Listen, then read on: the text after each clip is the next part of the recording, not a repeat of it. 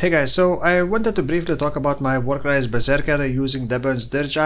It's not gonna be a build guide video, but I will include path of building import code with the current items and the passive skill tree, which is by the way at level 80 now. And this isn't anything new, it's just we got some Warcry changes in the delve, so I'm gonna give it a try. And my initial idea was to use Cyclone, but I just didn't like the AoE of the Cyclone, so I have decided to try Charge Dash, and it does feel much better, at least for the clear speed. It does have less DPS than Cyclone, but you could have a single target setup. The thing is, with this build, I already need to click so many buttons on this build. I don't really want another button just for single target. So to help with the single target, I may use 5 Link while Ancestral Warchief, and obviously I need more levels. I need to improve my items slightly bit more, but for the most part it's pretty much done. So here's the main idea behind this build. Debeon's Dirge Axe gives a lot of cold damage, 150% elemental damage if you use Warcry recently, and 50% movement speed. Then, Date Below the Helmet gives you 20% attack speed and movement speed if you use Warcry recently. So that's already 35% increased movement speed, and then you get fast boots, Quicksilver Flask, and then you can move fast. Oh, and also Onslaught. Then, because this is Berserker, each time I use Warcry, I recover instantly 25% of my life and mana. And I also generate Rage, which is giving me another 10% movement speed at maximum stacks. And it allows me to use Warcries much more frequently. So I can actually use 2 Warcries, but I'm only using Rallying Cry to get about 27-second buff duration for damage, and then just keep spamming my Enduring Cry. And Enduring Cry grants endurance charges, and for about 2 seconds I gained over 400 flat life regen, on top of 25% instant life heal. My Warcries also cost no mana and they are instant, and currently my Warcries cooldown is 1.74 seconds. So basically I can maintain all the Warcry buffs all the time. By the way, I am using a Resolute technique instead of Elemental Overload. I thought that with this amount of